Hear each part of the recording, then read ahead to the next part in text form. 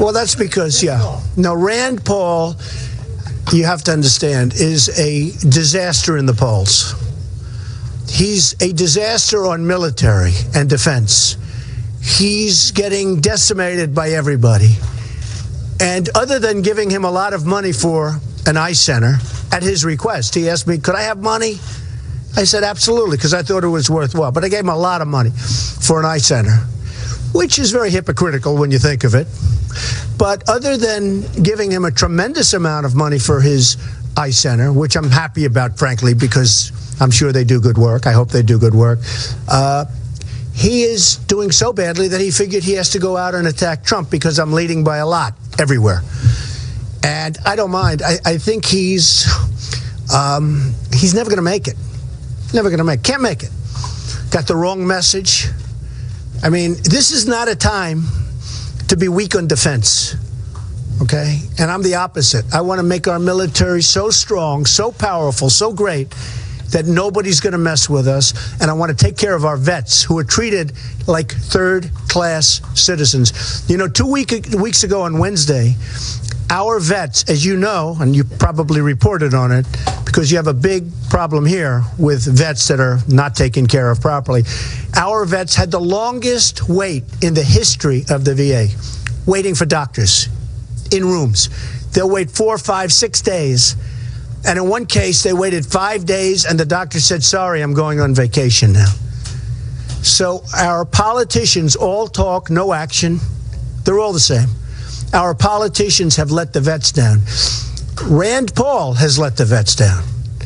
He's let the vets down. So, but Rand Paul, you know, I don't blame him. He's doing so poorly in the polls, so he attacks the person that's running. You know, hey, look, I've been attacked now by Perry of Texas, and he went bing like a rocket ship, except in the wrong direction. I was attacked by Lindsey Graham, and he had 2 points. Now he has 0. Now, Rand Paul has very few points, but I think he's going down, too.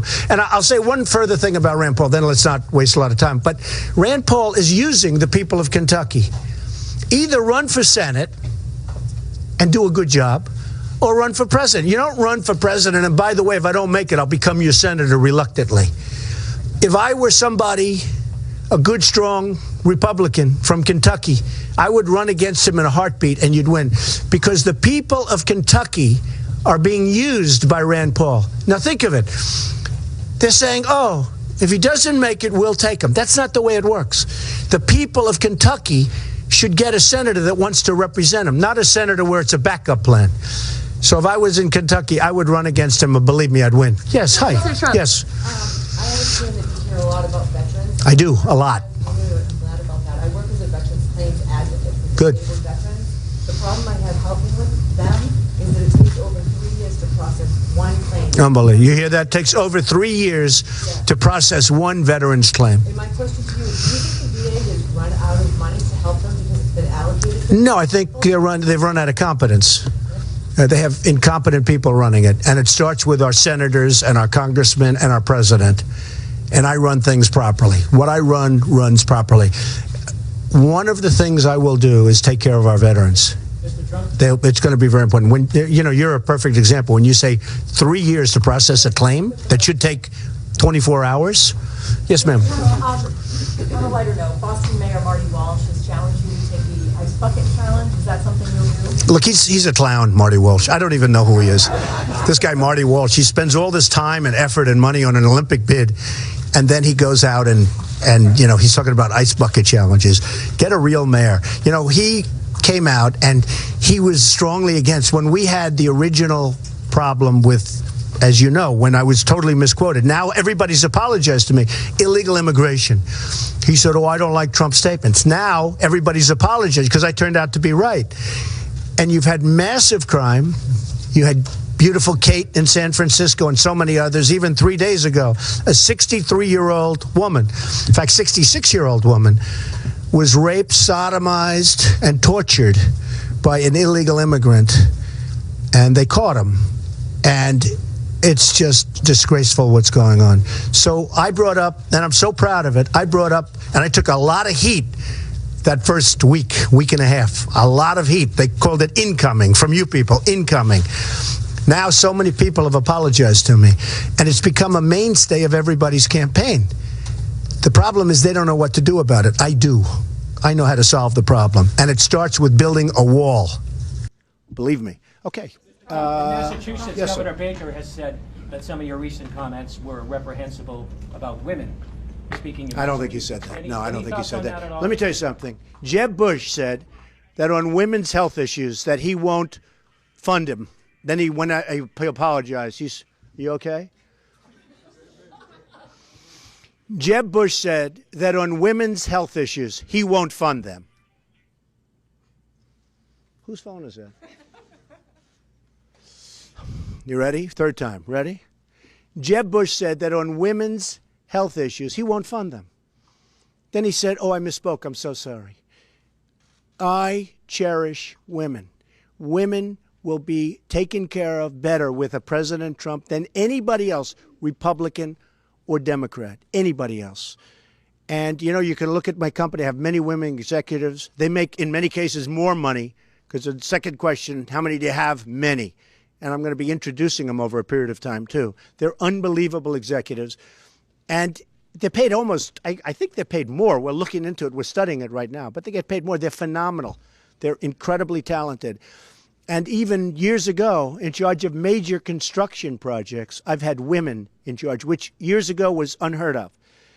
So I've been way out in front. And Governor Baker should only dream about doing for women what I've done and what I will do.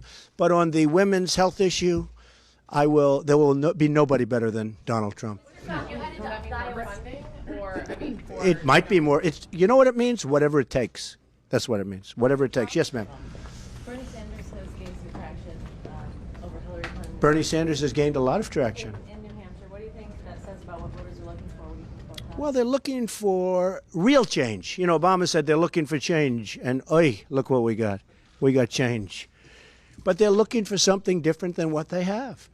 And, you know, Bernie Sanders is not going to end up being the standard. But certainly he and I are getting by far the biggest crowds. I mean, look at the crowd tonight.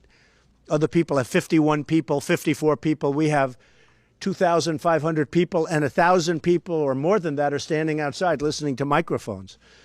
So, and loudspeakers. So we have, you know, we've had tremendous crowds. I had 15,000 in Phoenix. We've had, you know, every crowd is a record crowd. Every crowd is totally sold out.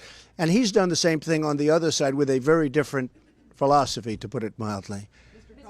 Rand Paul has come out with this ad that sort of strings together comments about supporting single health care and single payer health care and supporting Hillary Clinton, you know. How concerned are you? You said your positions have evolved, but how concerned are you that people are going to see I don't think so. Look, I built a net worth of more than $10 billion. I've been a world-class businessman. All over the world I build. I have some of the great assets of the world. And that's the thinking. I don't say that in a braggadocious way. That's the thinking that our country needs to take our jobs back from China and Japan and Mexico and clean up the border, by the way, speaking of Mexico. But that's the kind of thinking we need to take back our jobs, bring back our money, bring back our manufacturing. You take a look at China, what they've done. They've taken our money, our jobs, our base, our manufacturing, and we owe them $1.4 trillion. That's like a magic act. They've taken everything, and we owe them money. You know, we owe, right now, China, $1.4 trillion. I'm telling you, it's like a magic act. How do they do? They get everything, and we owe them money, not the other way around. Because we're led by people that don't have a clue. Honestly, I think we're led by stupid people. I don't think they're bad people. You know, it used to be they said, it's so bad, it has to be that they're bad people. I actually don't think, I think they're very stupid people. Our leaders don't have a clue. They're incompetent. And China's a great example. I met with Carl Icahn, one of the great business people, and I had dinner with him 2 nights ago. And I said, Carl, if I do this, I'm going to put you in charge of China, and I'm going to add in Japan. And you know what? Everything's going to be just fine for us. Going to be just fine. We have people negotiating for us that they have no idea what they're doing. They're not even business people. And remember this, Bush and Hillary and all these people, they have a lot of money. They raised a lot of money from my friends. I used to be one of them. I contribute to everybody. And they're always there for me. But that's not good for the country. That's not good as a system. But Jeb has raised $114 million, approximately. Everybody that puts money up for Jeb Bush, it's like he's a puppet. He's totally controlled by these people. Jeb Bush is controlled by the people that put up the money. And so are the other candidates. I don't want money from people other than small donations, because I have so many people writing it. One woman sent $7, another one sent $20. I love that where they invest in my campaign. They invest. I don't want that for the money. I want that because psychologically I think it's great. But Jeb Bush has $114 million. What's he going to do with it? He'll start hitting me with ads, I guess. You know, at some point he's got to, because he's going down the tubes. The guy's going down the tubes. There's no energy. So when Jeb and Hillary and all of these other candidates start spending money, remember this, that money was given by people that have total control over them. And those people, many of whom I know very well, they don't care about him. They don't care about the color of his hair. They don't care anything about him. And they don't care about the country in many cases. They only want whatever they want, and they'll get plenty. Yes, sir. Many of the people Yeah. who contributed, tell me we about don't that. know who they are. Would you call on Jeb Bush to have his PAC release the names of the donors? They should release the names of the donors. I think we should be much more open, talking about campaign finance. I think we should be much more open. If somebody contributes a lot of money, we should know who those people are. Citizens United, did you think that was a bad decision, or did you agree with it? Well, it's not a great decision for me, and they're friends of mine. David Bossie, they're friends of mine, because I'm putting up my own money. So here you have other people putting up money into other campaigns where they'll have total control. 100%, Katie, they will have control of those people that are running for office. One of the reasons I've done so well in the polls is because everyone knows I'm not going to be controlled. I'm going to do what's right for the country. No lobbyists. I have all these lobbyists. I know them all. I've hired many of them over the years. They're very good. But when they give $1 million or $5 million to Jeb Bush, they have total control over him. He will do like a puppet whatever they say. With me, there's none of that. So would you push for legislation to change that or make I love stronger the idea rules? of campaign finance reform. And one of the things you should do is everybody should be known. If somebody gives $1 million or $2 million or $5 million, it should be known. And I will tell you this nonsense with PACs where they have millions of dollars raised, $100 million raised, and they don't coordinate with the other people. I mean, Bush puts his best friend in there. They don't talk. You're not allowed to talk. Do you really believe that that doesn't happen? Okay? They're not allowed to talk. Okay? They play golf on Saturday, but they don't talk about the $100 million or where they're going to invest. Come on. We're not babies. It's a shame.